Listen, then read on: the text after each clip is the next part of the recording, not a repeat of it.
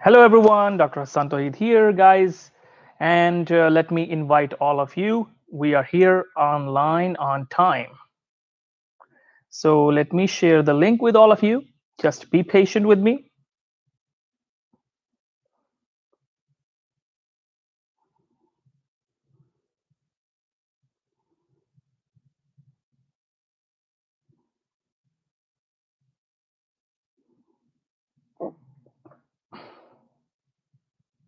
Okay, just now let's see how many people will join.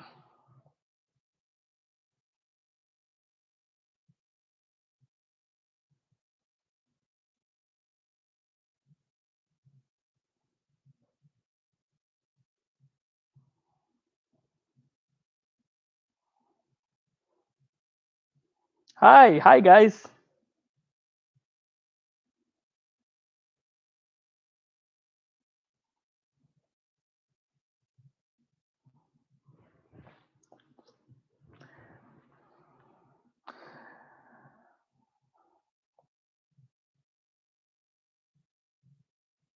So I'm waiting for all of you to join.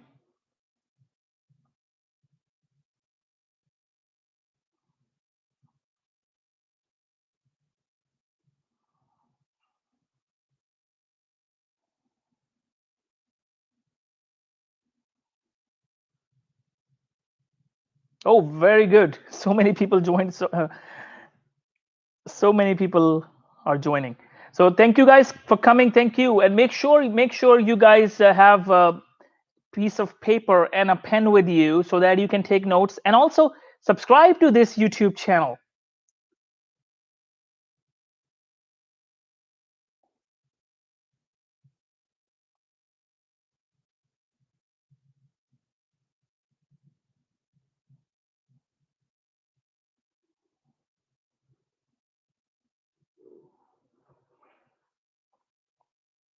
And share this link with your friends. Share this link with your friends, guys.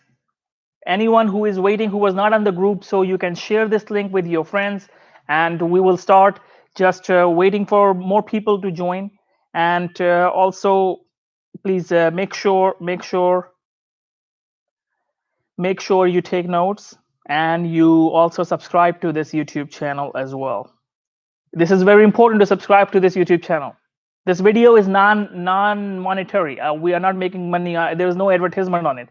The reason I want you to subscribe it because I will add more videos, more courses, and in the next course you will not have to wait for the reminder. You will get the reminder that we are about to be live and there is another course being conducted. So that's why it's really important.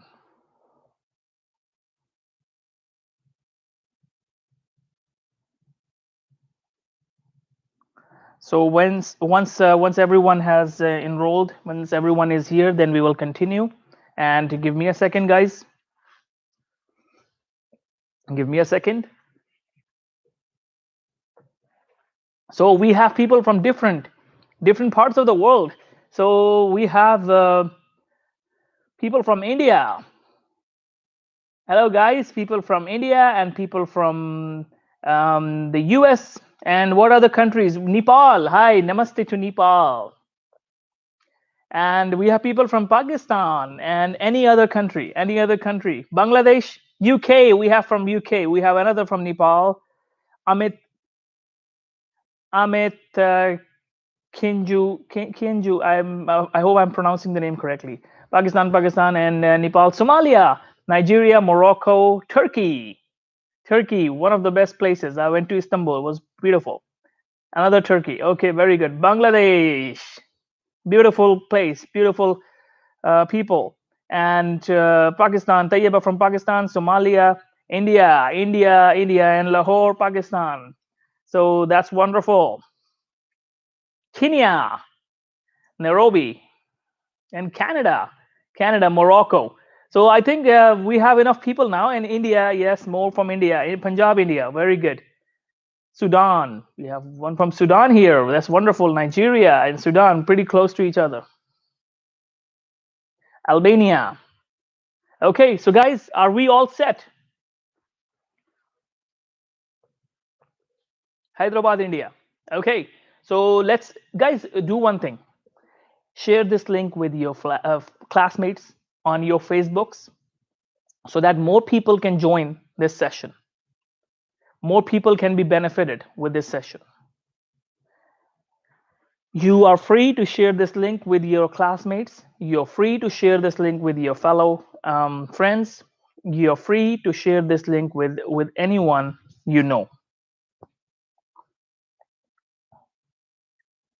So I'm waiting for more people to join because I was expecting a huge amount of population that would enroll, that would join today, and only few people have. So anyways.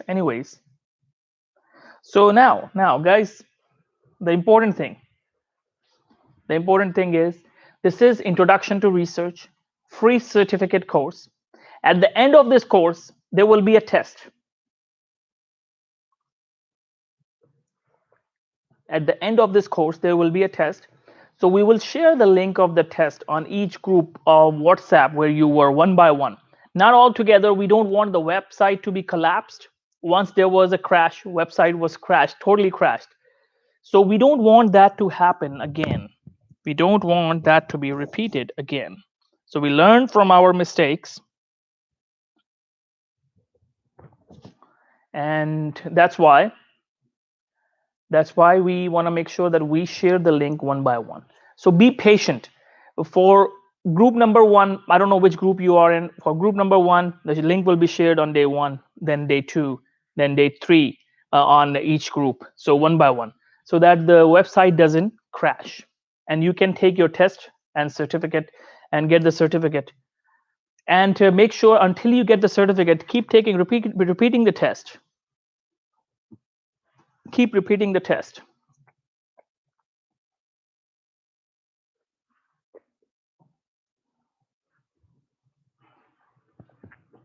Okay, so this is my coffee, and let me see if everything is all set, and then we start. Just one more minute and we'll start.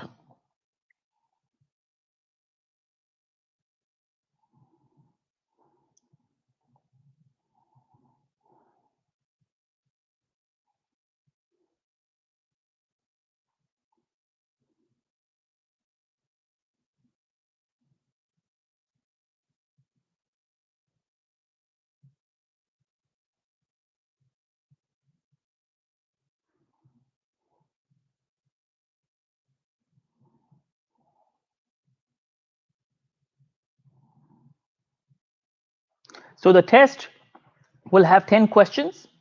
The test that you guys will take will have 10 questions, and the passing score will be 7. And you can retake the test if you fail. You can retake the test if you fail.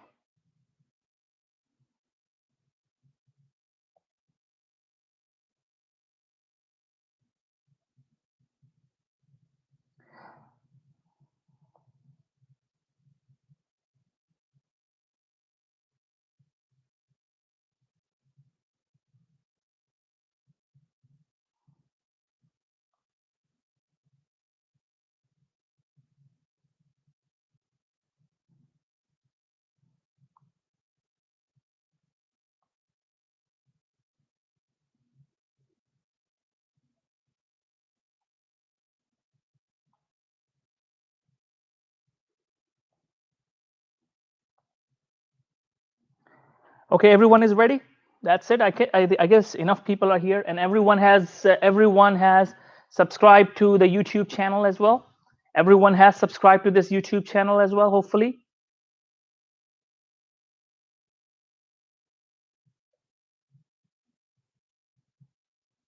Everyone has subscribed to YouTube channel already. Okay, so yes, so we are all set. So where is my stuff?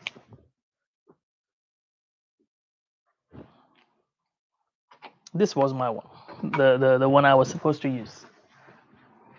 So we are about to start. Okay.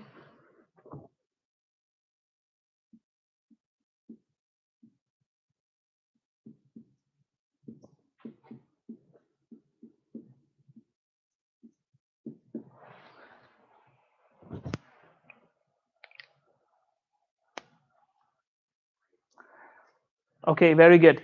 So yes. Hi, Ashad. Thank you. Thank you, guys. And so today is the session on Introduction to Research.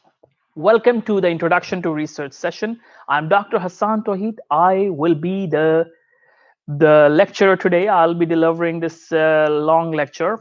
And I will try my best to not have it too long. I'll wrap it up in 1.5 hours. So I'll be very fast. I want to make sure I save your time.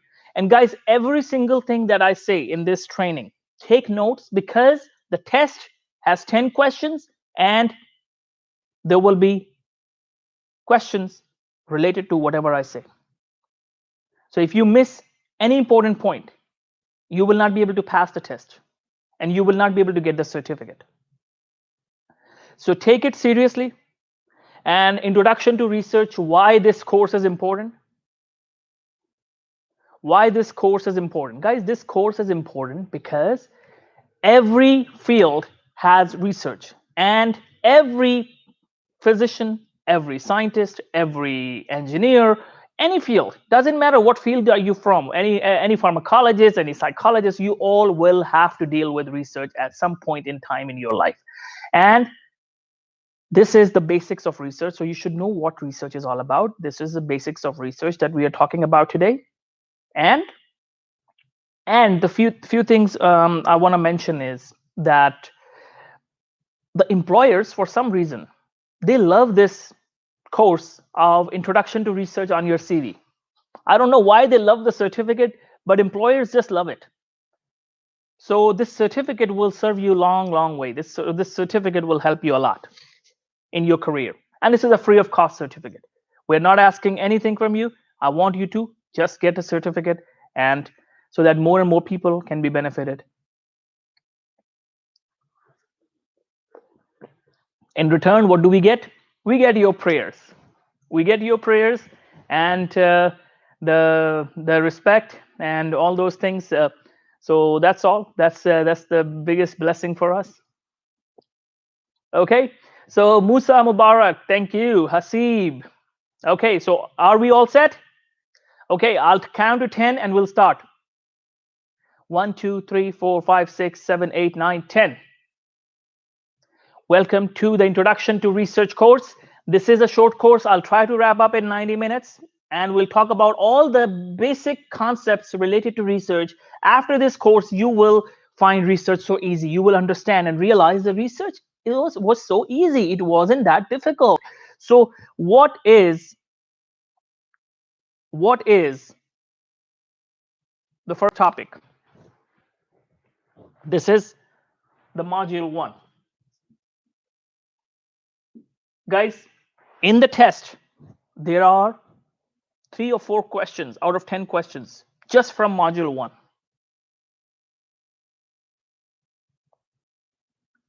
There are 3 to 4 questions out of 10 questions just from module 1. So I want all of you to focus.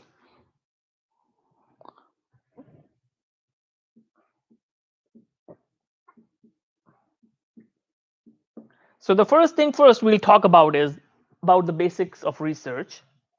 What is research? What is research? Research is a combination of 2 words, as you already know. I have said this hundreds of times. I'll repeat again. I'll repeat again because many of you are attending for the first time. So re and search, it's a combination of 2 words, re and search. So when you are searching something, it's called research. Okay, I'm hiding the messages so that it doesn't distract me. How do I hide it? Give me a second. Okay, your messages are distracting now, unfortunately. So I'll put my notes here. I'm still able to see the messages.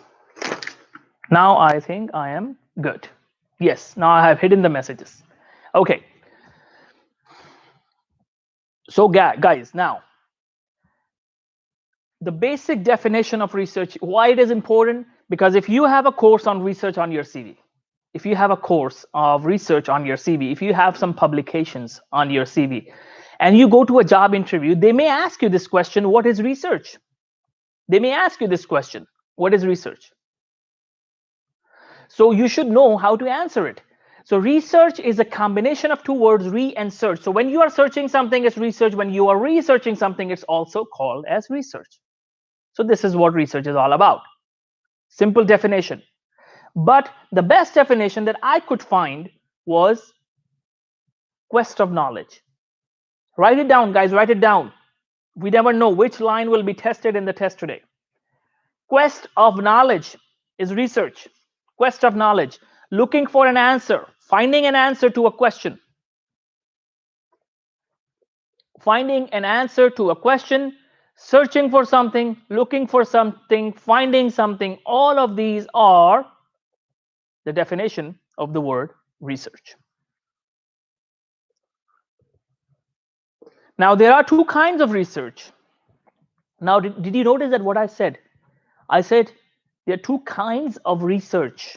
I did not say two kinds of researches.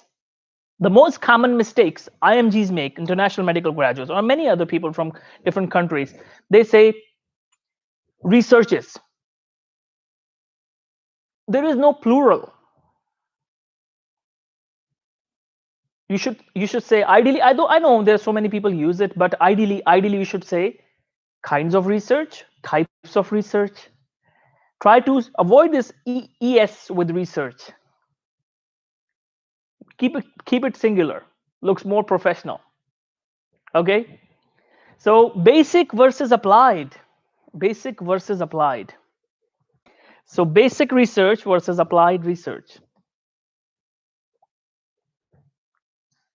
We'll talk about descriptive versus analytical research. But today, before we start, the main thing is primary research versus secondary research. Primary research. So let's talk about this. Research is of main two kinds, primary and secondary. I'm just making a symbolic primary and secondary. Primary research and secondary research. Primary research is when you have discovered something, you are discovering something, you are studying something, for the first time, and nobody else knew besides you. Like, for example, Albert Einstein was a primary researcher. Albert Einstein. So whenever you think about primary research, think about Albert Einstein. Albert Einstein was a primary researcher because he invented things, he discovered things. And now anyone who studies Albert Einstein, his research E is equal to mc square, he will be known as secondary researcher. So now the question is, for the rest of your life, do you think you will be a primary researcher or a secondary researcher? Because primary researcher is an inventor. Secondary researcher is who studies the invention of somebody. For example, somebody who discovered antibiotics was a primary researcher. Anyone who now studies antibiotics will be a secondary researcher. So I want to see what are the answers. Primary research, secondary research. Are you going to be a primary researcher for the rest of your life, or you're going to be a secondary researcher for the rest of your life?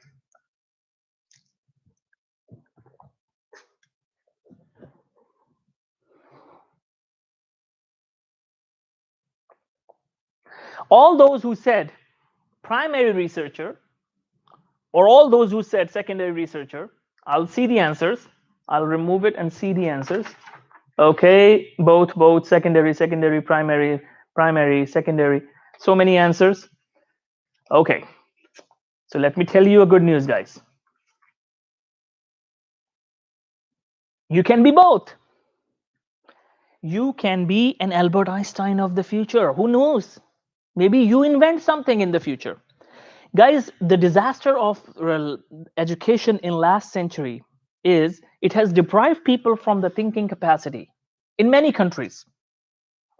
It has deprived people from thinking capacity. People have quit thinking.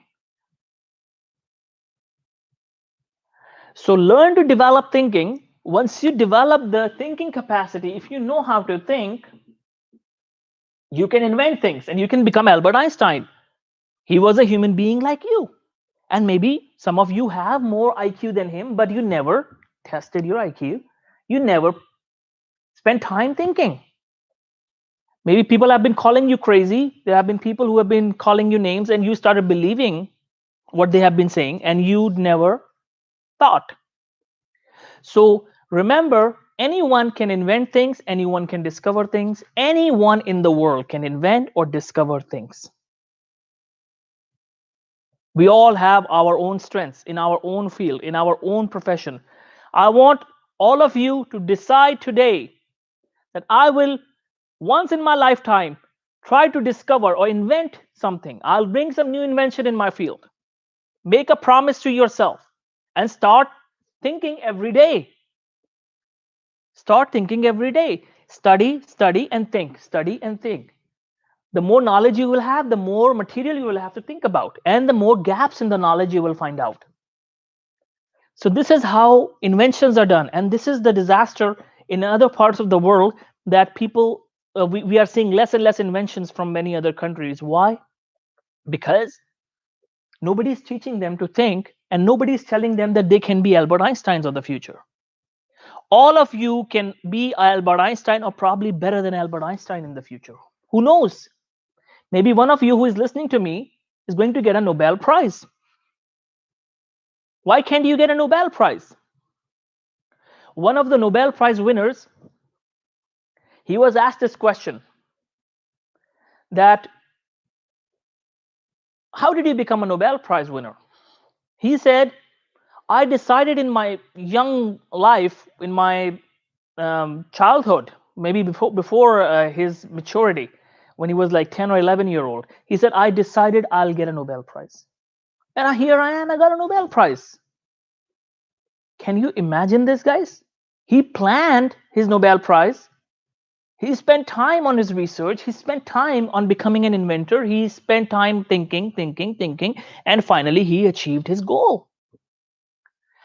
Anything can be achieved by thinking. Unfortunately, nobody teaches us how to think. So I'm telling you, learn to think. Just Google the word learn to think. Just Google these three words, learn to think, or how to think, and read everything possible. Take notes. Your life will be changed from now onwards if you just start thinking about every matter. Every matter. Whether it's your life, your career, whether it's your invention. Whole life will be changed. Solving problems. Research is finding a solution to a problem. So there are so many problems in the world. Remember, research is finding solutions to a problem. There are so many problems in the world. We all know so many problems. What is the solution?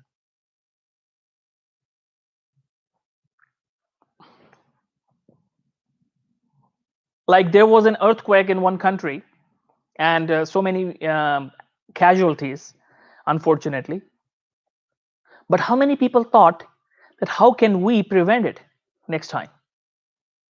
Now look at Japanese. Look at Japanese people. Look at people from Japan. They think about this. They thought, they planned, they invented things, they discovered things, and they now make buildings that do not collapse.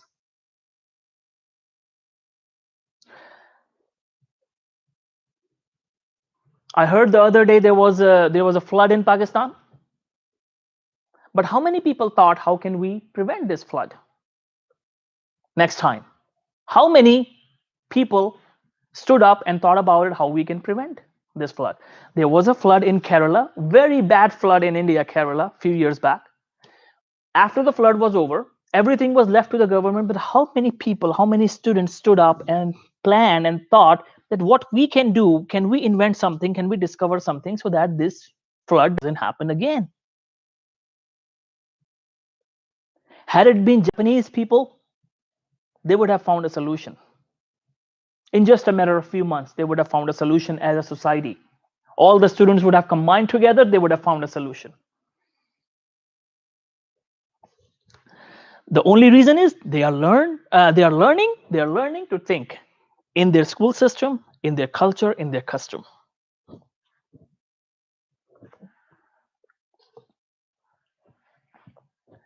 So the problems arise because nobody is thinking about the solutions.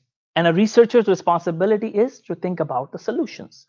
So I'm giving you this responsibility now. Make a promise to yourself that whenever you see a problem, you start to think about the solution. And maybe you are the one who finds the solution. Guys, nobody will come and rescue your country or you or your life. Your mind, your thinking capacity will. Only you will solve the problem. And this is what a researcher is all about. This is what a researcher is all about. In the medical world, coronavirus, how can we get rid of coronavirus? How many doctors thought about permanent solution?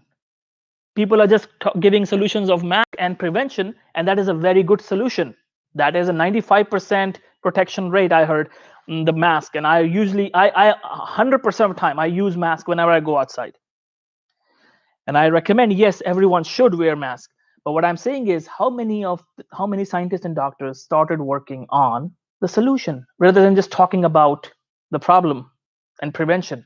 How many of the scientists started working on the treatment? How many countries started clinical trials to test what is the permanent solution? This is the responsibility of every scientist. Every scientist, everyone who studies science is a scientist. It's a responsibility of every scientist to find a solution to the problems related to their field. Doctors should be looking to find solutions of coronavirus, how we can get rid of this problem, how fast we can create a vaccine, or if not vaccine, how fast we can create a treatment. Civil engineers should be looking for solutions how to prevent floods.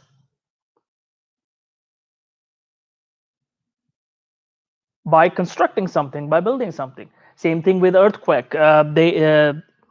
You can protect by building or constructing some buildings that don't collapse. So think of the problem, think of the solution, guys. Your mind is the gold mine between your ears. Between your ears, there's a gold mine. Solution to every problem comes to your mind by thinking. But we don't spend time thinking. We just wake up in the morning, we take shower, we go outside, and we go to job or university, we come back. No time is spent on thinking, deliberate thinking. Spend time thinking deliberately. So yes, you can be Albert Einstein of the future. You can do primary research and you can do secondary research. Now, another thing is, if you are not discovering something and you have your own project as a lead researcher, you also are called as primary researcher. Just remember this. You can also be called as primary researcher if you have your own project that you are leading.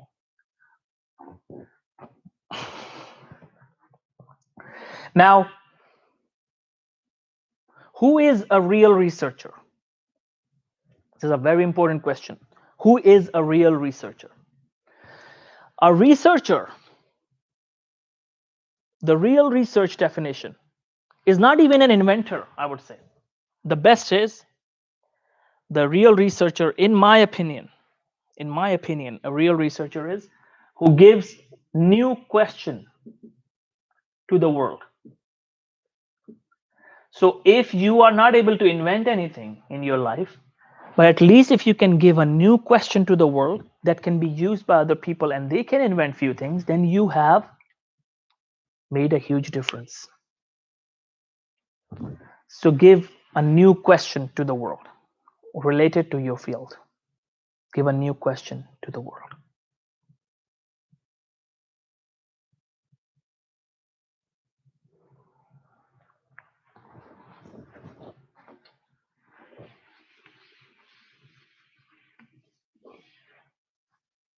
Now, the most important topic, types of research. This is the most important topic. And for many of you, it's difficult, but we'll make it easier. We'll make it easier.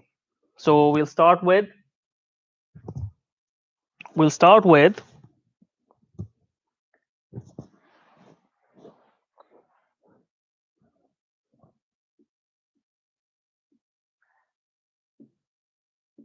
descriptive versus analytical. Descriptive versus analytical. Give me a second, guys. Let me fix this mic. Sorry about it.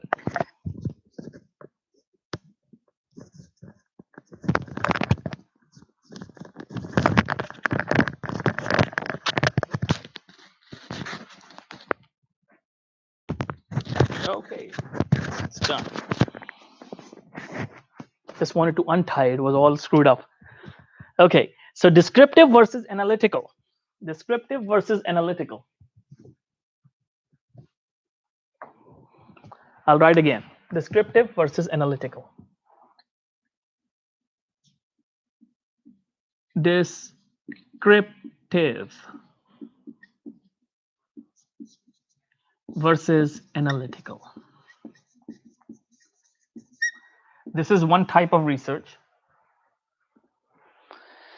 Descriptive and analytical, these are two types actually, but this is the comparison usually that is done. Then another one is basic versus applied. So you have heard about basic research and you have also heard about applied research. So this is what it is: basic and applied.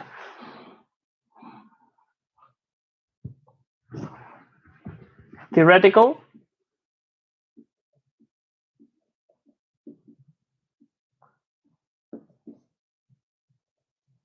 versus empirical. Theoretical versus empirical. Make sure you guys take notes. This is very important. There could be questions. Actually, there will be one question, at least one question in the test about this topic, any of these.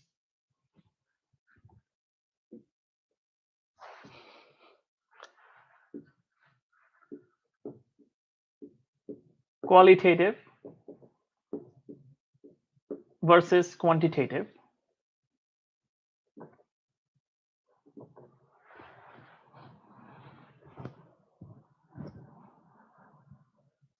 And then there is one called as mixed research. And then there is one explanatory versus exploratory.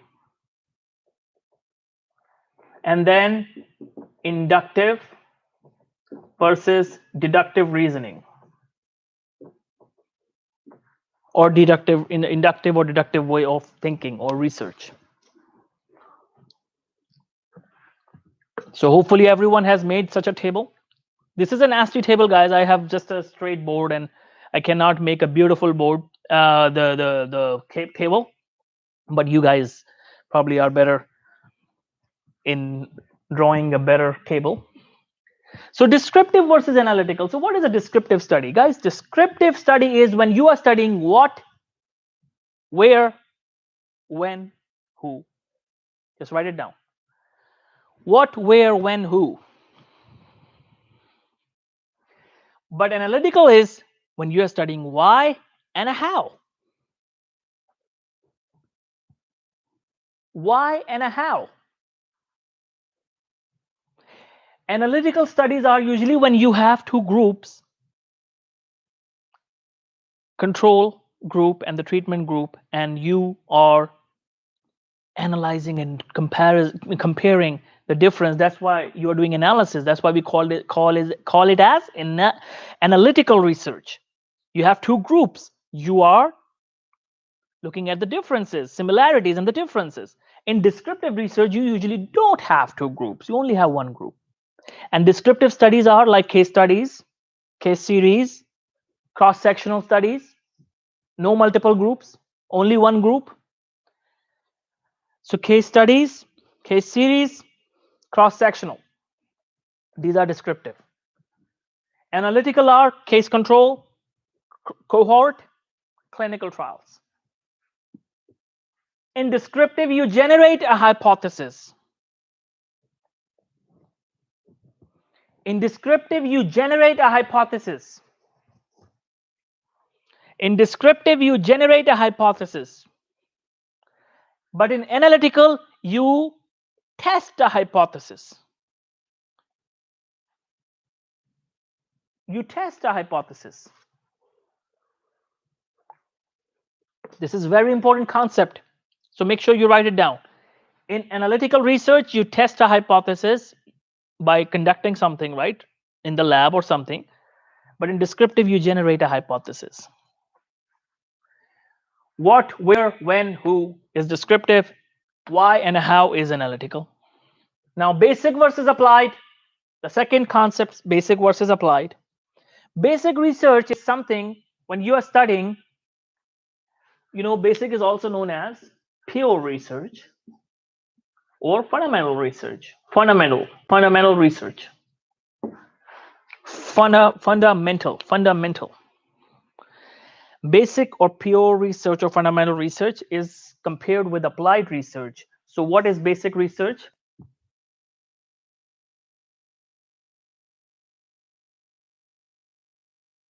What is basic research and what is applied research? So basic research is when you are answering a question whose answer comes out as yes or no.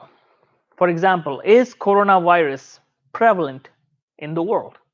You will say yes or no, whatever the answer is. Whenever the answer is yes or no, whenever the answer is yes or no, whenever the answer is yes or no, is basic research. Is tuberculosis prevalent in the US? The answer is yes or no. Is alcoholism prevalent in the US? The answer is yes or no. Is malaria common in Africa? The answer would be yes and no. Is cystic fibrosis common in the UK? The answer would be yes or no.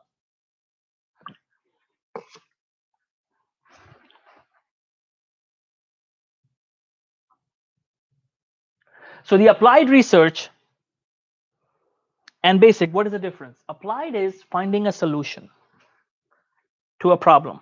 Applied is finding a solution. So yes and no is basic, solution is applied. So for example, is tuberculosis prevalent in India? The answer is yes, for example. Now the same question can be converted into applied, and the answer, the question would be, how do we treat tuberculosis? Because it's about solution. It's about solution. It's about solution. Applied is about solution. So write down right next to applied. Applied deals with solution. Basic deals with yes or no, or the basic concept behind the issue. For example, now there are certain circumstances where you cannot have a yes and no. For example, what are the risk factors of lung cancer? What are the signs and symptoms of Alzheimer's disease? All of these questions also come in basic, although the answer is not yes and no, but they come in basic. Applied is always the treatment, the solution. Now, for example, how do we avoid floods? Now, non-medical example. How do we avoid floods? Applied.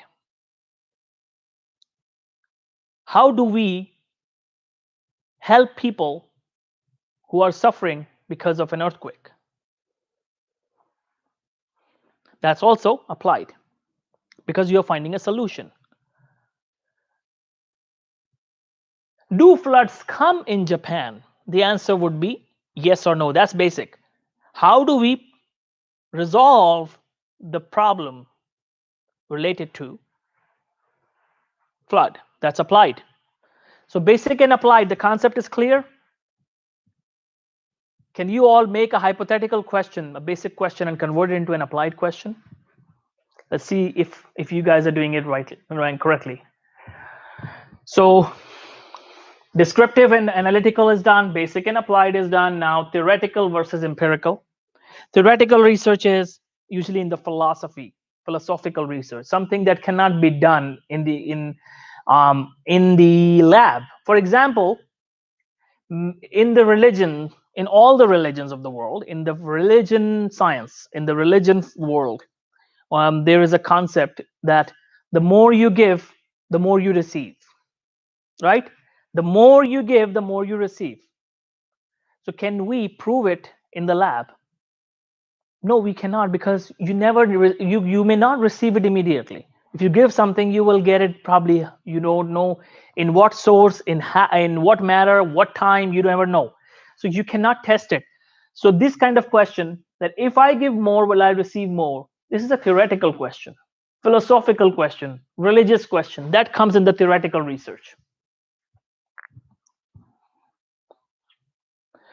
But empirical is that question that can be tested in the lab.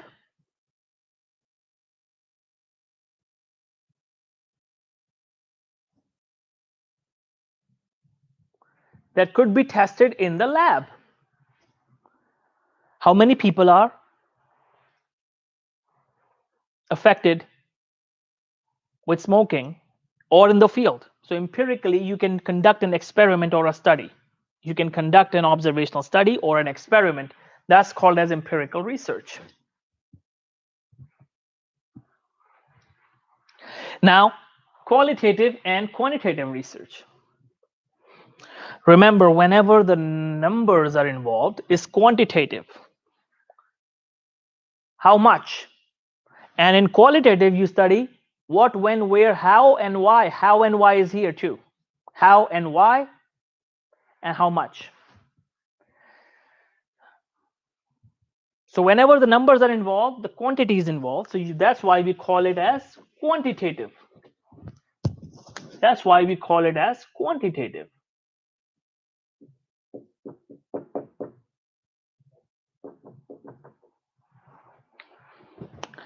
That's why we call it as quantitative, because there are numbers involved.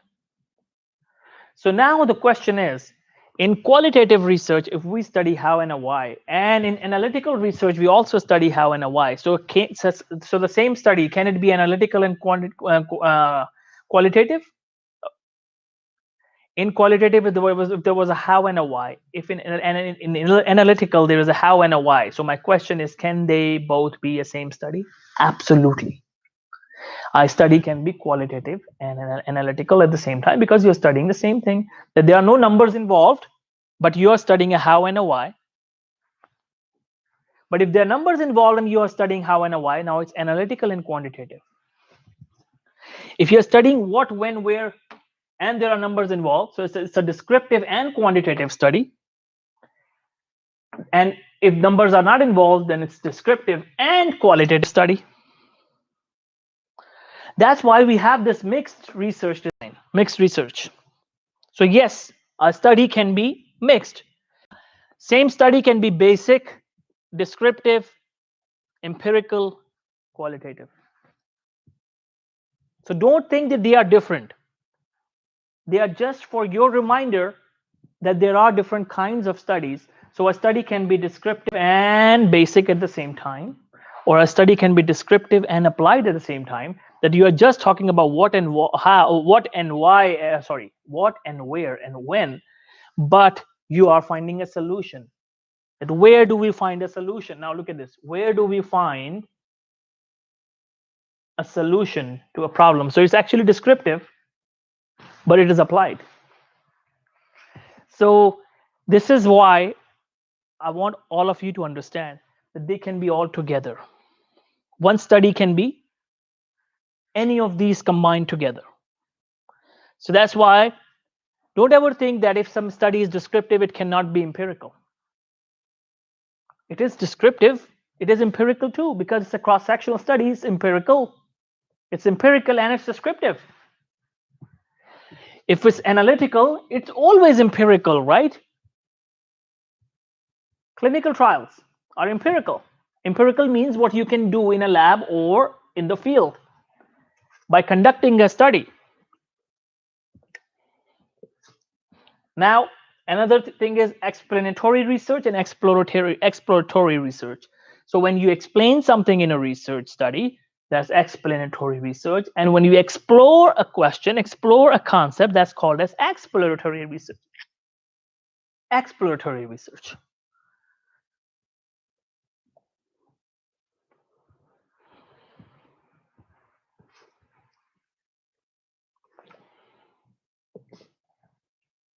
Now, inductive versus deductive.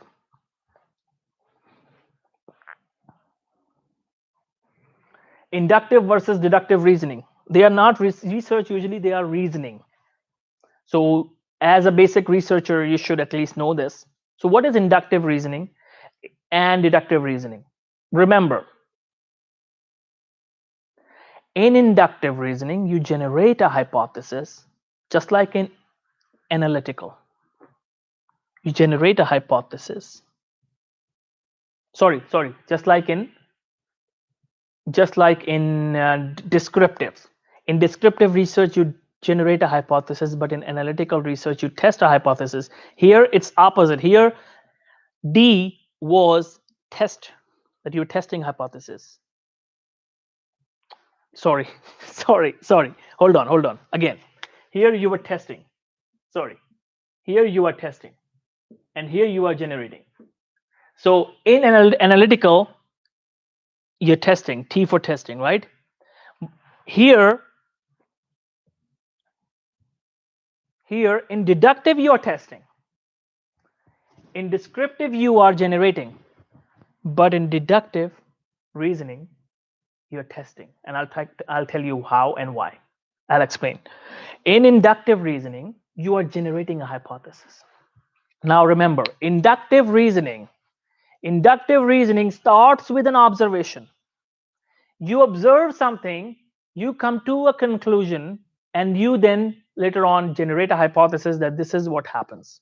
For example, you saw a red car driving really, really fast on the road, and you say all red cars drive really fast. Generate a hypothesis. So you observe something in the beginning. So inductive reasoning, remember I and O. In inductive reasoning, you observe and then generate a hypothesis. So write down IOG. Inductive reasoning, you observe and then you generate a hypothesis. But in deductive reasoning, you test a hypothesis. Now you have a theory. You have a theory that all markers are black. Now you will test it. You heard some statement. For example, you heard something like, that smoking leads to lung cancer. So you want to test it. That's it. So you heard something and you then test it. In inductive reasoning, you don't test. You observe and then you generate a theory or hypothesis. You generate a theory or hypothesis. In deductive reasoning, you test a hypothesis or a theory and then you come to a conclusion. So in deductive reasoning, you are testing. And in descriptive versus analytical, in analytical, you were testing. Is this concept clear? In analytical, you were testing the hypothesis. In descriptive, you were generating a hypothesis. But in inductive, you are observing and then generating a hypothesis. But in deductive, you are testing a hypothesis.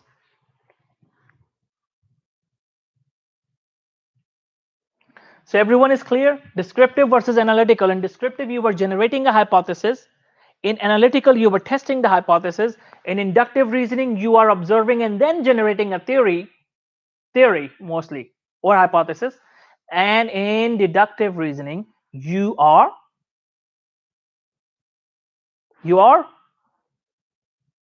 testing. Let's say somebody told you all cups, for example, are white. Somebody told you that all cups are white. You say, okay, I'll test it. You say, okay, I'll look at all the cups, and you found different colors of cups. You say, no, I tested it, it's wrong. So that's deductive. And sometimes it could be proven right too. Doesn't matter. But I just want you to understand the difference. And this finishes one of the most difficult topics. I hope you will remember it now.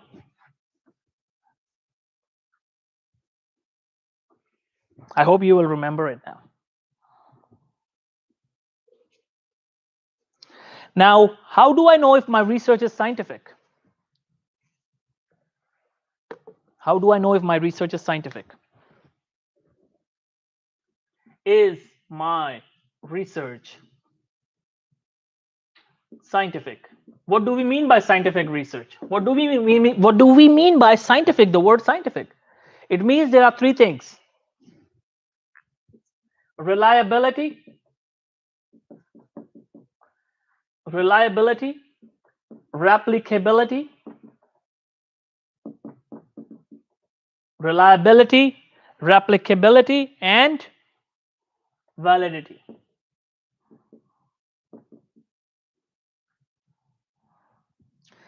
Your research, if it's reliable, if it's replicable, and if it's valid, it's scientific. Reliability means if I repeat the study again and again, will I get the same results?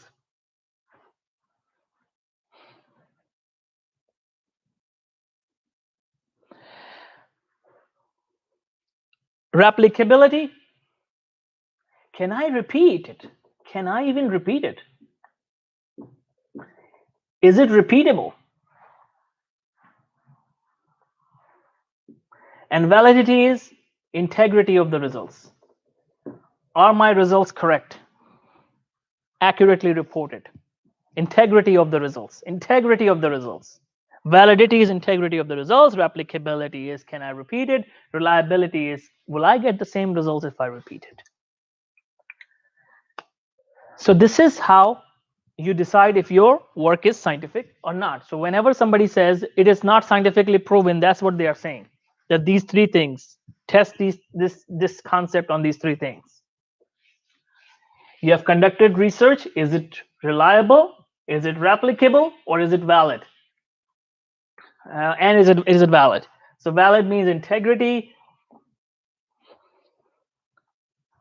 Valid means integrity. Reliability means can you repeat it? Sorry. Reliability means yeah, if you repeat it, will you get the same results? But replicability is can you replicate it? Can you do it again? Can you repeat it? Replicability, just the name indicates. Replicability means can you replicate it? Can you do it again? Reliability is if you repeat it, if it's replicable, are you getting the exact same results every time? So this is it. Now, this is the module 1. It ends.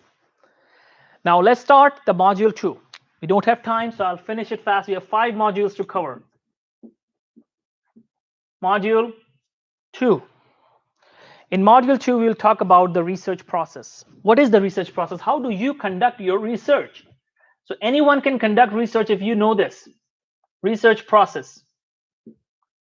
Anyone can conduct any research if you know what is research process. So what is the research process? You initially have a problem.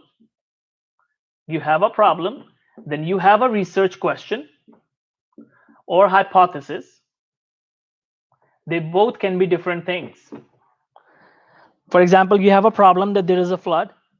Now, question is, can this flood be stopped? Hypothesis is the flood can be stopped, or the flood cannot be stopped.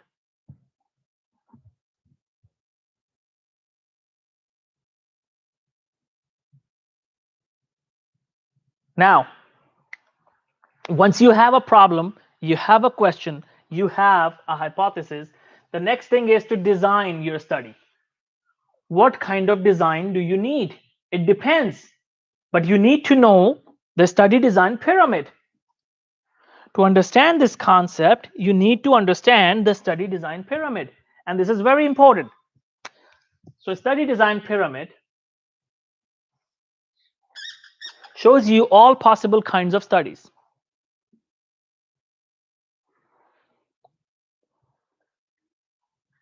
And it is applicable to all fields except only few. Some points in this are not applicable to all of you, and I'll talk about this. So now, study design pyramid. At the bottom is in vitro test tube research. In vitro test tube research. In vitro test tube research. Then comes the animal research. So this is not related to healthcare, non-healthcare. This is also not related to non-healthcare if you're a finance student, if you are some other specialty. So this is just for healthcare students, biology, psychology, medicine. So if you are one of those, then this applies to you. Other than that, this does not apply to you. So remember this. And what does this pyramid mean? Guys, there will be a question in the test about this pyramid. So I want all of you to focus here. This is very important. Then comes the ideas, opinions, and editorials.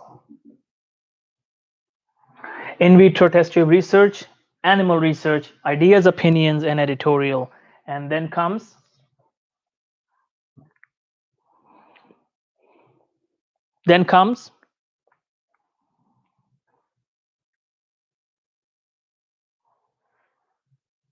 case report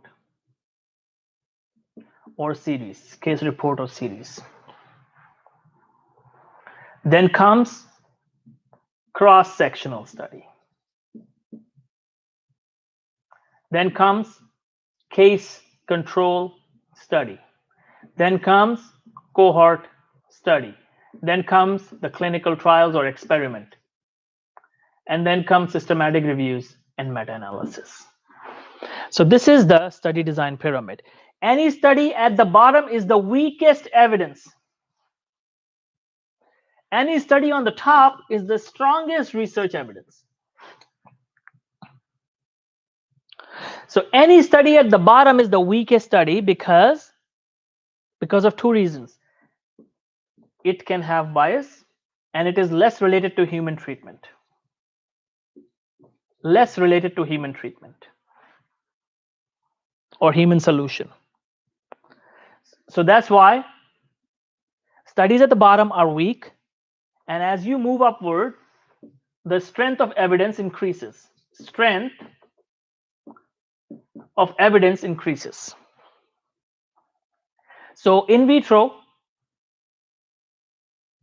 is the weakest evidence, then animal study, then ideas, opinions, editorials, then case reports and series, then cross-sectional. So my question is, which one is the weakest option, weakest study? Case report among these two, case report or cross-sectional? Which is weaker? Case report is weaker. Clinical trial and cohort study, which one is weaker? Cohort study. Case control and cross-sectional study, which one is stronger? Case control. That's all you need to remember. That's all. As the name suggests, in vitro test tube research is a study done in the lab with the test tube. That's why we call it an in vitro test tube. Vitro means glass. Then animal studies, everyone knows that you will use animals.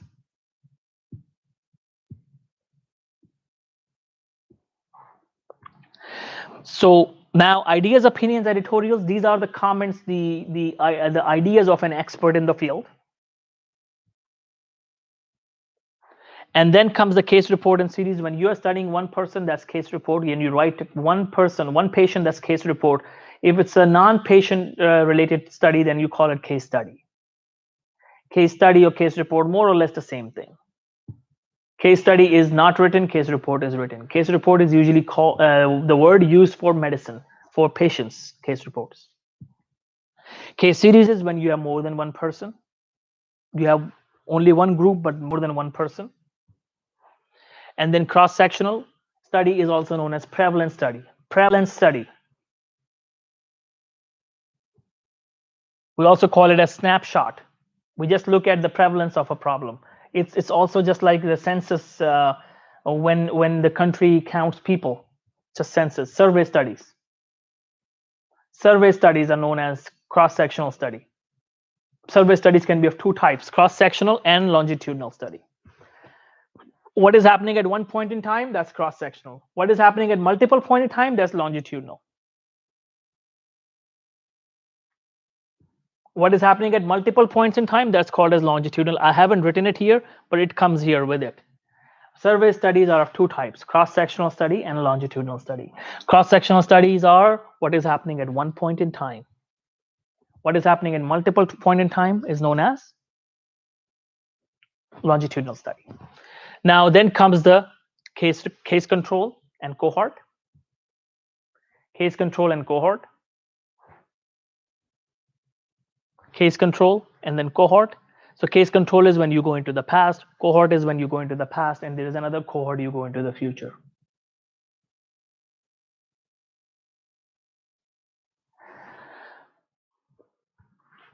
Here you go into the past of a patient, for example. How do you go into the past? By checking clinical records, electronic records. But in cohort, how do you go into the future? By following them up. By following them up. And how do you go into their past? The same way you go into the past, but what is the difference between the two? Here, you don't know the risk factor. You're studying the risk factor here. You don't know the risk factor, so you're studying the risk factor. Here, you know the risk factor. You go into the back. You go into their past, and you know the risk factor. You know the patient. You know the risk factor. Here, it didn't happen in front of you. Everything happened in the past. The disease developed in the past. Risk factor developed in the past. Risk and disease both happened in the past before you started study. Here you have a disease patient in front of you. So disease in front of you. You just go into the past and you study what is the risk factor. But your focus is the disease here. You're studying the disease. Here you are studying the risk factor. But we will go into some detail when we talk about study design course. Then we will talk about this in detail. Right now, you just need to know the difference that cohort can be of two types. In cohort, you study risk factor. So one is the prospective cohort if you go into the future. One is the retrospective cohort if you go into the past. And if you go into the past, you don't know the patient. You just go and study the risk factor, and you found out that they develop some diseases. But here, you have the patient in front of you. You know the patient. You know the disease. Here, you don't know the disease too. Here, you know the disease. And you go into the risk factor, find the risk factor. Here you don't know the disease.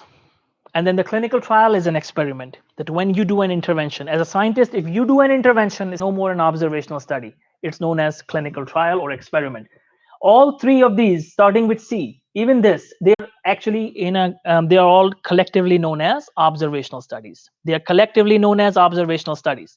So remember, anything starting with C here, these three, they are known as cohort, case control, cross-sectional. They are not known as observational studies. Clinical trials or an experiment, they are known as interventional study or experimental study.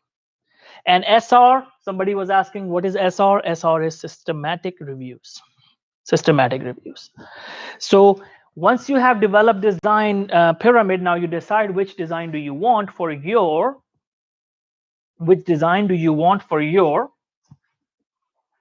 study. By the way, after this study design, especially the concept between prospective and retrospective cohort, you are in 1% scientists around the world. Even expert scientists don't know the difference between prospective and retrospective cohort.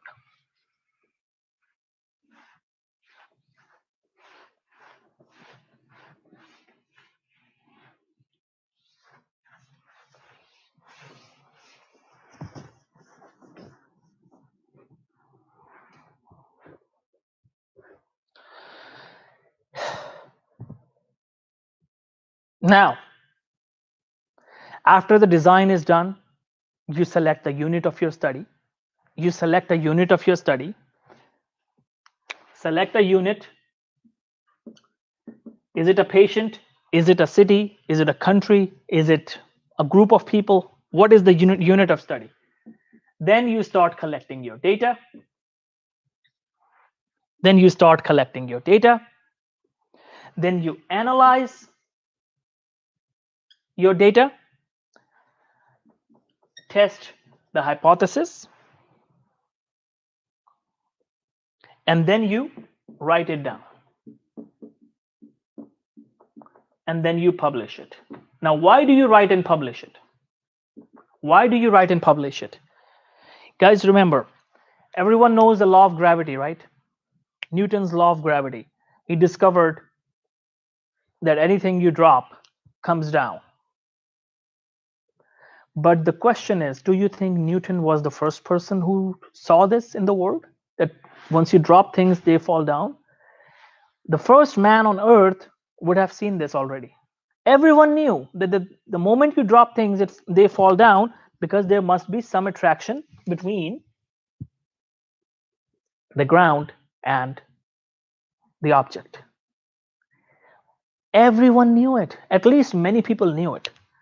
So why Newton is famous?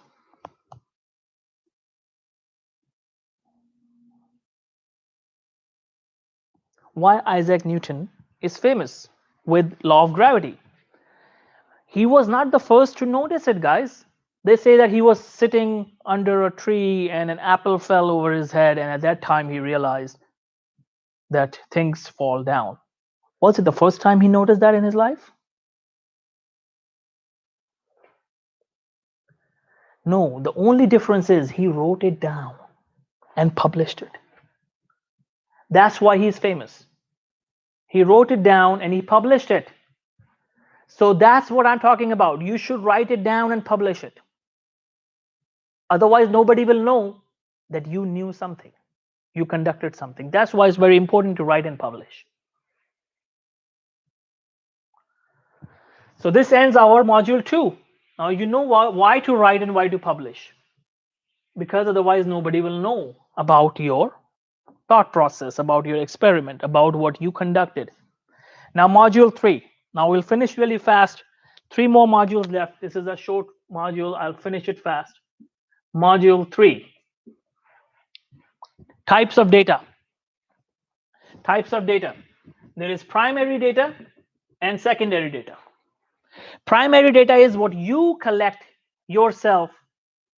Secondary data is when you are relying on other people's data. Simple. Primary data is your data. And how many kinds of primary data you can have? You can do measurement in the lab. You can observe something in the field, observational study. You can interrogate by asking questions, interviewing, or you can find participants for clinical trial by participation. So this is how you collect primary data. Measurement, observation, interrogation, participation. Write it down. Making things easier, there will be a question about it in the test. Primary data. Measurement, observation, interrogation, and participation. I think I have put a question about it. Primary versus secondary. Secondary data is past people's papers, past studies conducted, the data that is not published. Anyone conducted research in his lab conducted by someone else.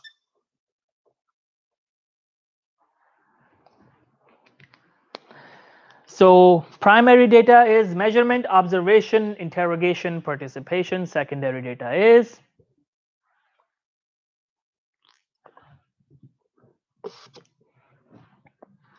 past papers, past studies conducted by others. Now there are 2 other kinds of data, qualitative and quantitative data. Just for the sake of discussion, you know the qualitative versus quantitative study, but the data can be of 2 types too, qualitative and quantitative. Now quantitative, when numbers are involved. Quantitative. So numbers, whenever data is in numbers, when statistical analysis is needed, that means your data is quantitative.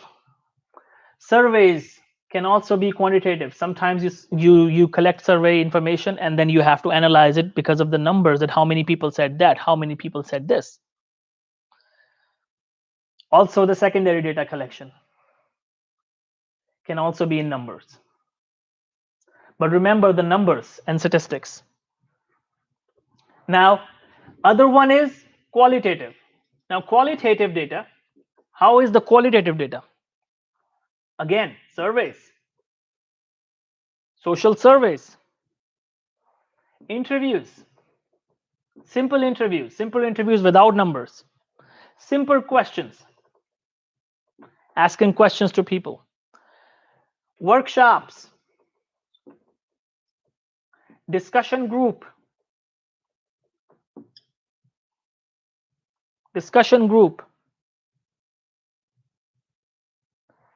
Even observation and visual techniques. Observation and visual techniques.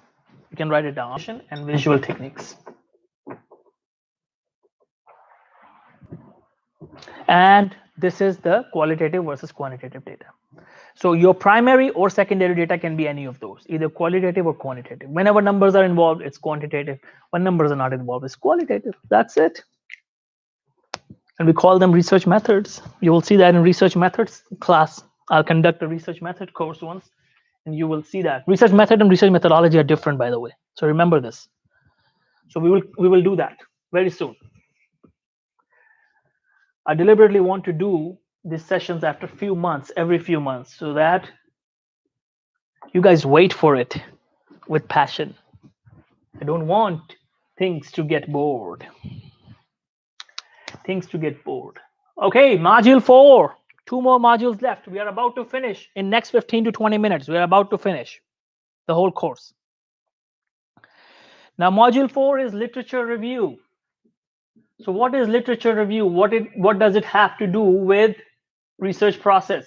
Guys, remember, any kind of study that you do on study design pyramid, you cannot simply just write what you conducted or what you did in the lab. You have to write something from previous papers. How will you write your introduction section? You will write some background, some statistical facts, what has been happening, what has happened in the past, and then you compare your findings with other people's papers, what other people have said and done. So that's why literature review will always be there. You cannot have a paper or an article without other people's papers adding into it.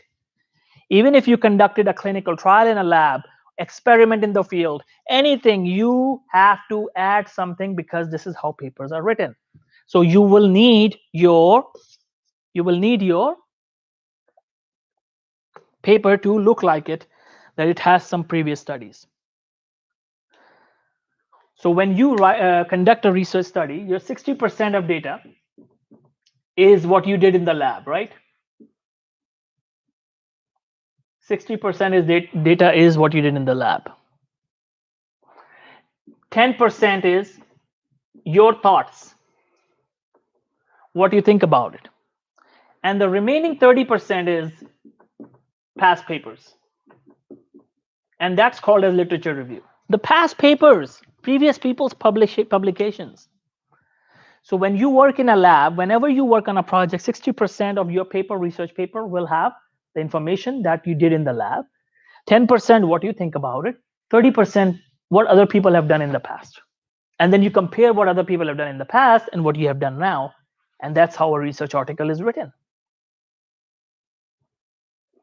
Now, where do you conduct literature review? How you can find previously published papers? Where do you find previously published papers? Number one is always electronic databases nowadays. These are websites. Electronic databases are websites where you go and find research papers. What are the famous websites? If you are a medical student, then PubMed, PubMed Central, Medline. If you are a non-medical student, Web of Science, Google Scholar. You heard these names? Scopus. So what are these electronic databases? These are the websites. PubMed is the name of a website. PubMed Central is the name of a website. Medline is the name of a website. Web of Science is the name of a website. You go to these websites and you just type, just like Google search, you type something related to your topic, a keyword related to your topic, and it will show you what other people have published about this topic. In past so many years, what other people have written down. So that's how previous papers are searched. Previous papers are found online. on websites. Many people ask me this question, how do I find other people's papers? These are the websites.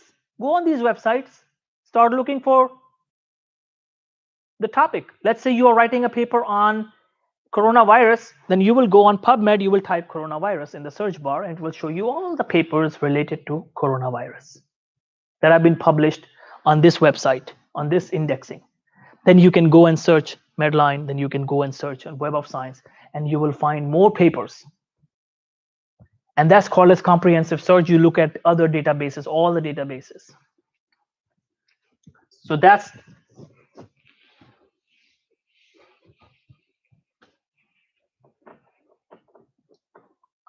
called as literature review. The first thing is electronic database like websites. So in easy words, you call it as data websites. Other is libraries. Libraries. The real libraries, the physical libraries, and online libraries. They're both kinds of libraries. So yes, you can go to a real library and talk to a librarian and talk about a topic. He will give you some previously published papers. He will tell you some ways how to find it. And he may have some physical journals with him. So you can look at that, and you can also look at online libraries. There are so many other libraries. So that's how search is done. And where else you can find data? Books. Biggest source of data is books. Any book related to your subject is a very good evidence, is a very good, very good and very strong evidence. Then articles. Other articles published in some blogs or magazines. So blogs, magazines, everything can give you some literature review, what other people have done, what other people have said. In newspapers, white paper, yellow pages, white pages, yellow pages. Museums, galleries, public records, information services. If you are writing a paper on finance, go to bank. Ask bank for some records and documentation. They will give you, that can give you some data. So data can be collected in many ways through different sources. All of these are sources of collecting literature review so that you can expand your paper, write something down.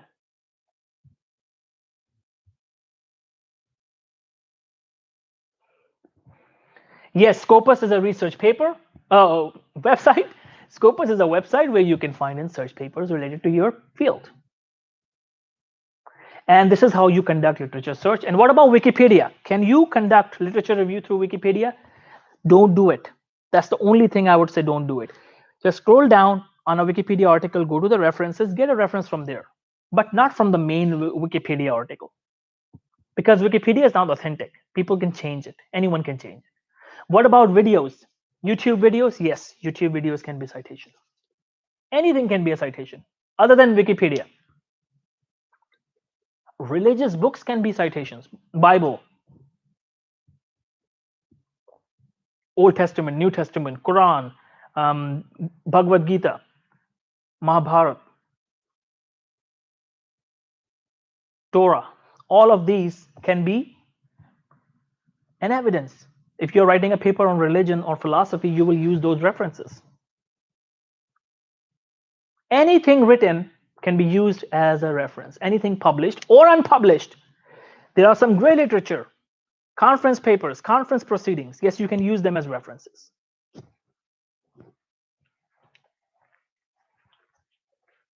And this ends our module 4. And now we are coming to the last module.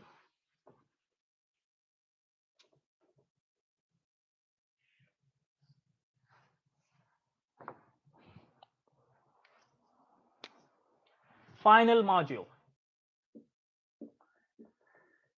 Ethics. Ethics, research ethics.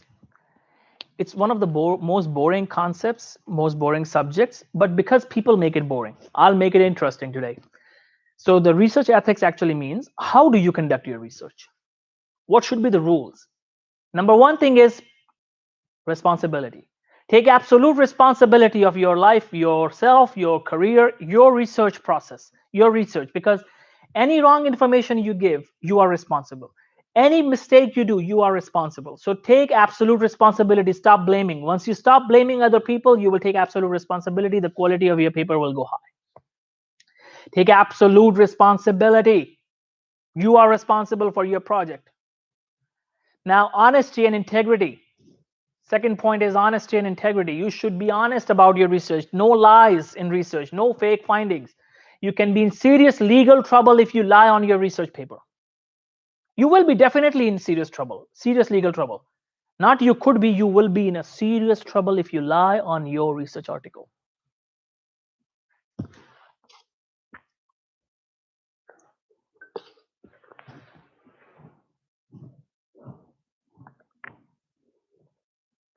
Integrity, always be a person of integrity. That means that you always do the right thing.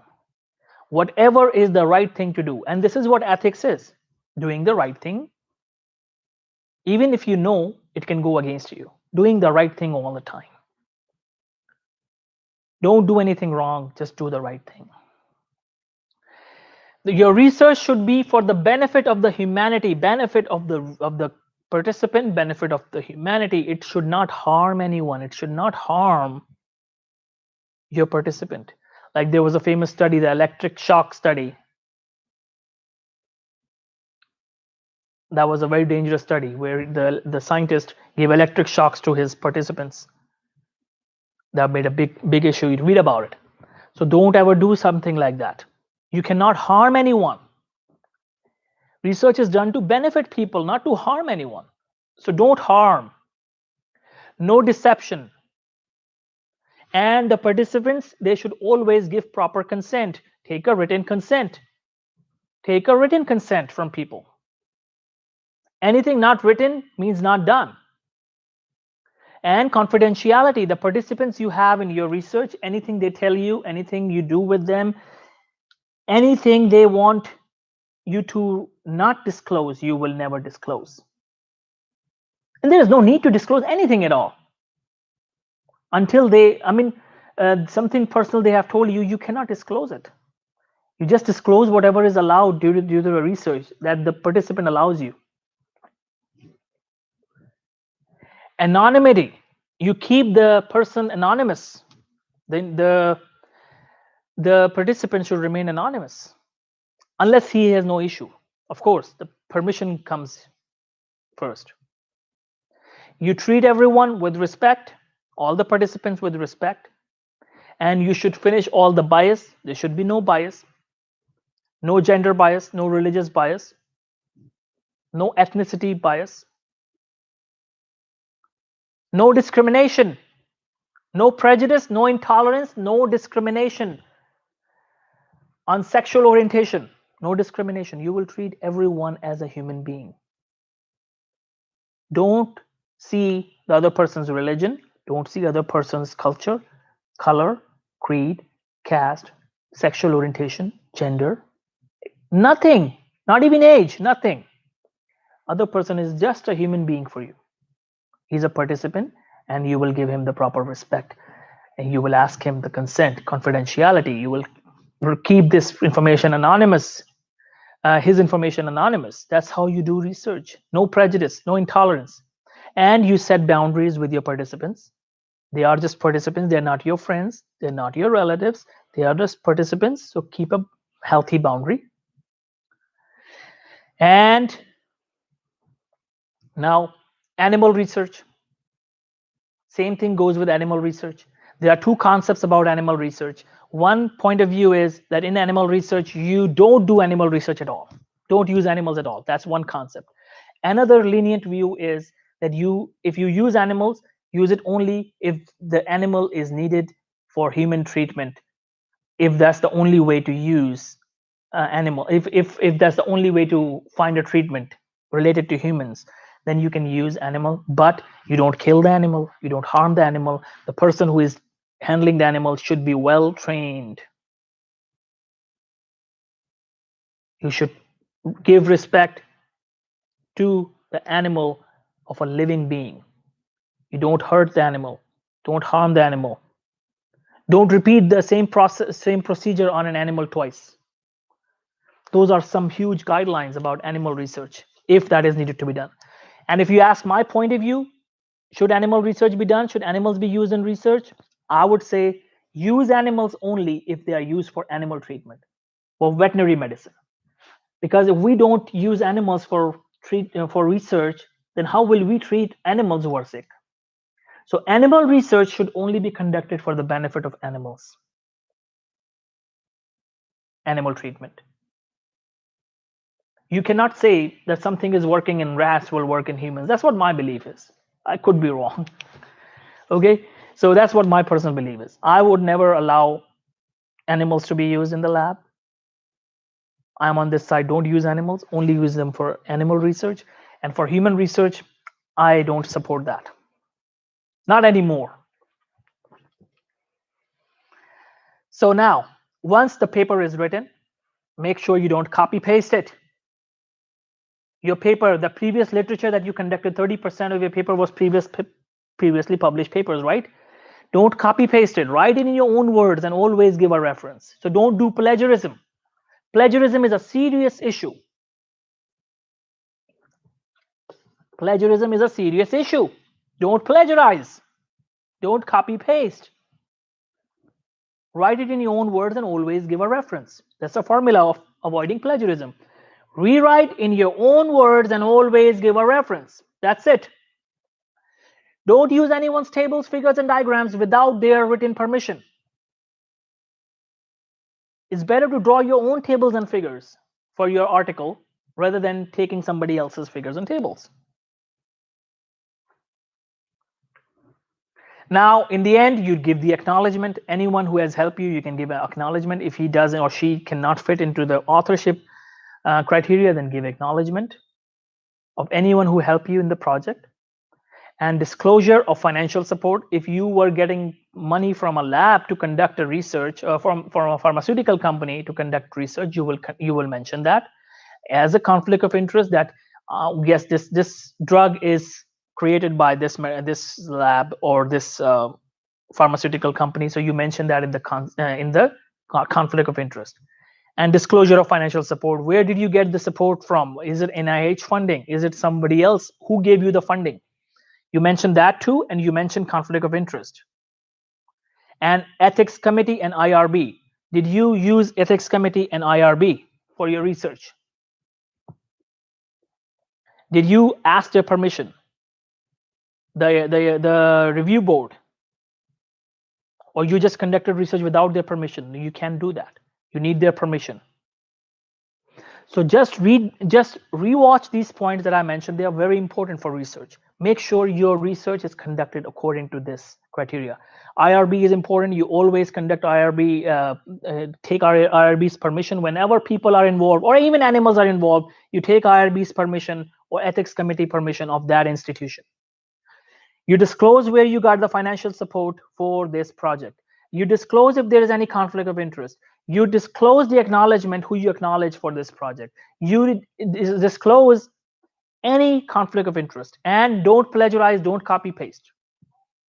And this is how you complete your project, and this is how research is done. IRB is Institutional Review Board. Institutional Review Board, IRB. So that's it. This is the complete course, and congratulations, you guys have completed the whole course on Introduction to Research. Gray literature. Anna Masif has a question. What is gray literature? Gray literature is non-published papers, conference papers. They were presented in a conference but not published. Okay, so now guys, everyone is clear. So congratulations, course ends. Now for the certificate, I'll send the test link. We will send the test link on your groups on WhatsApp. Just take the test. Don't be in a hurry. Give us like a 1 month time so that everyone can get the certificates. If we share the link of the test with everyone, the website will collapse.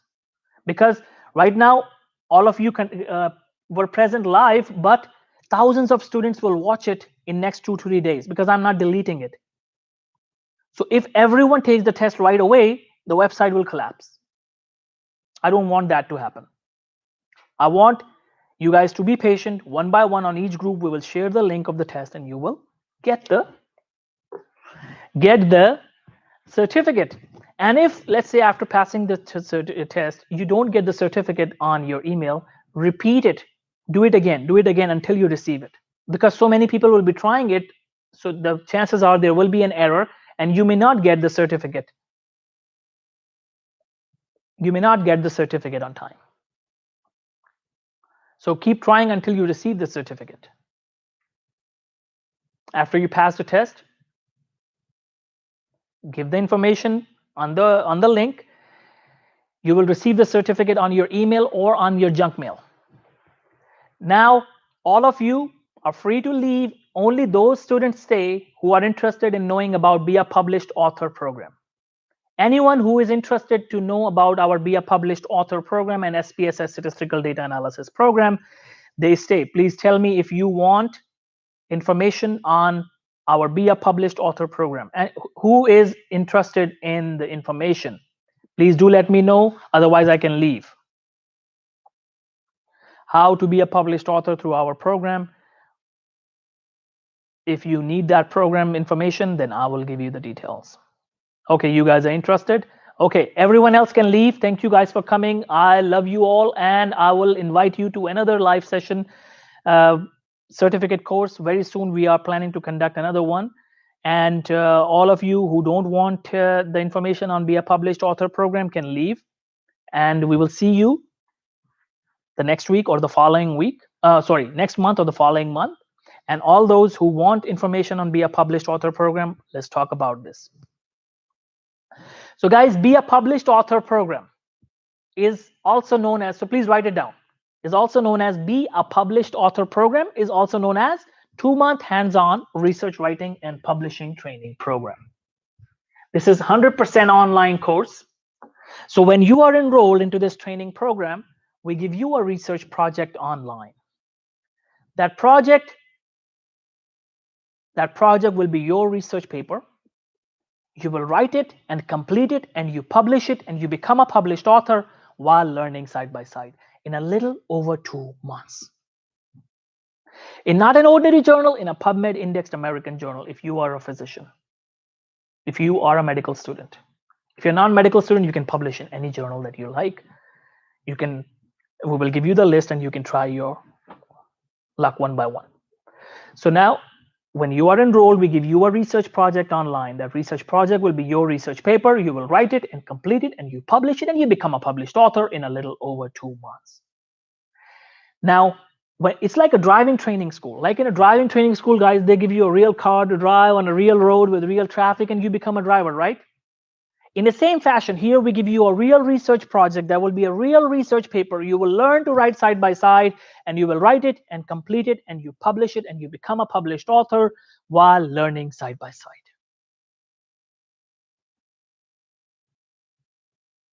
So this is how this works. Like, you will be learning to write side by side, and we will be working on the real project side by side. So when you are enrolled, we will add you to a WhatsApp group with your classmates. There will be a classroom of 5-6 students with your teacher. So we'll add you to a group, and there will be one class per week, 1 hour long, Saturday morning California time or Sunday morning California time. No, there is a fee. There's a fee. That's what I'm talking about. If you are interested to know, stay here. Otherwise, you can leave.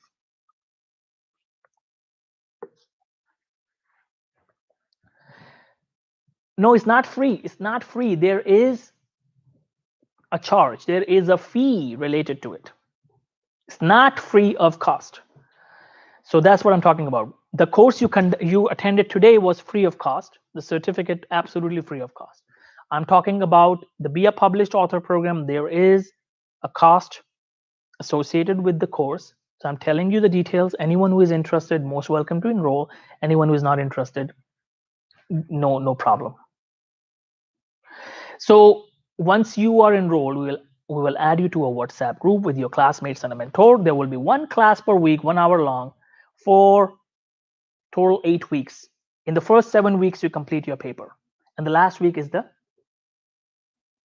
publishing training. We'll teach you about all the secrets of publishing. So the 8th week is structured in a way that each week we give you some homework.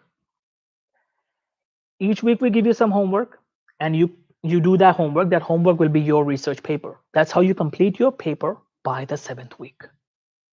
And the last week, the 8th week, is the publishing training. You will learn all the secrets of publishing, how to select a journal, what are good journals, what are bad journals, how to stay away from bad journals, how to look for good journals, what to do, what not to do, how to communicate with the journal staff members, how to respond to the reviewers' comments, how to answer their objections and concerns, and how to finally have your paper published. Okay, so now how do you collect data?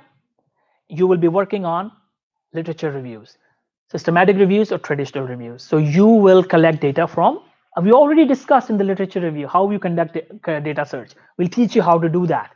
Collect data related to your topic and write it. Systematic reviews, if you write a systematic review, it's the strongest research evidence in the world.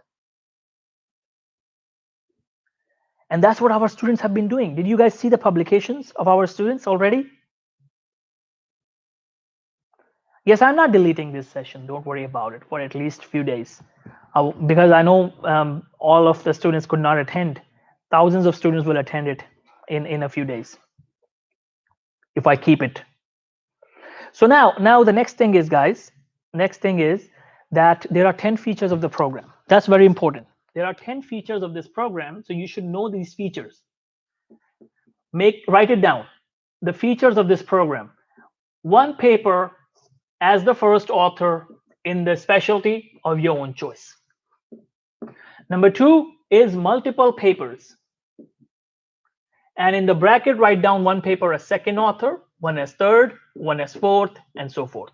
And how do you get these many papers? You get these many papers because you will get a chance to know your classmates, to be friends with them. And if you like, you agree, you can co-author with them and get multiple publications in this program. So yes, you can actually get multiple publications in this program. Now, number 3 is the letter of recommendation. Yes, we will issue you a letter of recommendation if you are applying for US residency. That will be uploaded to your ERAS application. If you're applying for Canadian residency, that will be uploaded to your CONS application. If you're applying for any job and this letter needs to be uploaded, we will do that for you. Then number 4 is the certificate of completion of the training. Then number 5 is the reference from us. This means that we are willing to talk to your next future employer on your behalf as a reference if needed. Then number 6 is 1 year free consultation, career guidance, and coaching. Then number 7 is the hands-on writing training. Then number 8 is the publishing training. And then number 9 is the 2 years of membership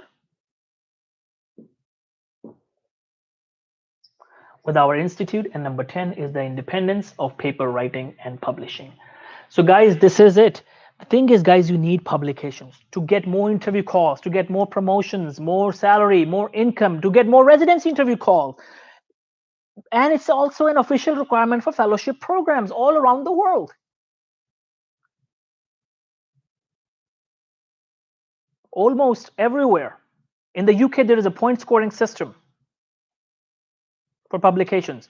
So you need publications. You cannot run away from publications. Many fellowship programs in the US, they require publications. So if you have publications, you get more interview calls. You can increase your chances of getting more interview calls. You can increase your chance of getting the match. You can increase your chance of getting the fellowship program. And remember, the best thing about this training is number 10. Independence of paper writing and publishing. That after you graduate from this training program, you should be able to write and publish unlimited amount of papers on your own without our help in the future. If you cannot write and publish papers on your own without our help in the future, that means we have failed in our mission. So this is the complete information. That's it. And regarding our students' publication, you contact me. You guys have my number already. You guys have my WhatsApp number. Anyone who is interested in enrolling, contact me and I'll tell you how much is it. There are options. That's my WhatsApp number, 707-999-1268. Start with 1. +1 707-999-1268. This is my number for the students. So contact me. If you want the enrollment and if you want to see the publications by our students, I'll show you the publications. Everyone who knows us, who has been with us for past 4 or 5 years, they know what we have been doing, and many of you have already graduated from our course, so you know how it is done and how you become a published author.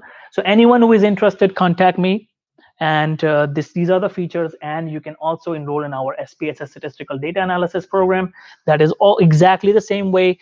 The first and second feature are statistical data analysis, and second feature is SPSS software training. Everything else is the same. Yes, contact me on WhatsApp. If you want to be enrolled, Valentino Rossi, you want to be enrolled, just contact on this WhatsApp number, +17079991268. Now, many people ask, why WhatsApp? Because all of you are in different countries. All of you are in different countries. So how will you gonna call us? WhatsApp works regardless of the country.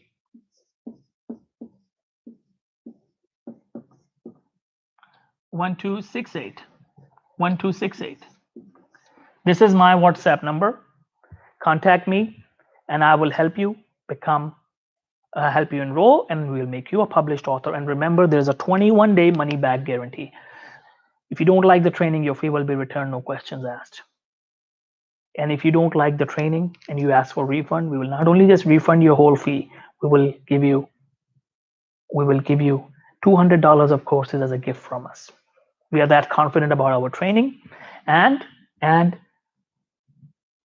you have multiple options of the tiers, from cheaper to the most comprehensive one. So you can join, you can choose any of those. So guys, hurry up, because we are starting classes this weekend. We are starting classes this weekend. So hurry up and enroll as soon as possible. And we have only limited slots. I don't usually mention that, but now this week I'm telling all the people because we have limited slots. So hurry up. So anyone has any question about the program, let me know. Whoever is interested about knowing the price, contact me on WhatsApp.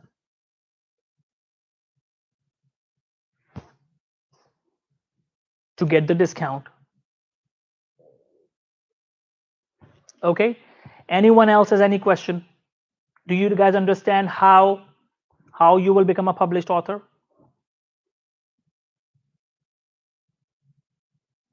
Is there a part to be a part of your team after the course? Well, actually, yes. Yes, why not? But depends if we have a vacancy. So that's it, guys. And we have short courses, research methodology and all. They are certificate courses. Anyone who gets the course today will get 2 courses. Each short course is $49, and if you get 1 course, you get 2 courses, and with the price of 1. So you guys are most welcome to enroll into the short courses. So enroll right now as soon as possible, and we don't know when the next session will be. That's why I'm telling you to enroll right now. So thank you, guys. Yes, you can still be a published author while studying, guys. That's why I'm saying. People become published author during their medical school. There was a student, he had 25 publications when he graduated and became a doctor.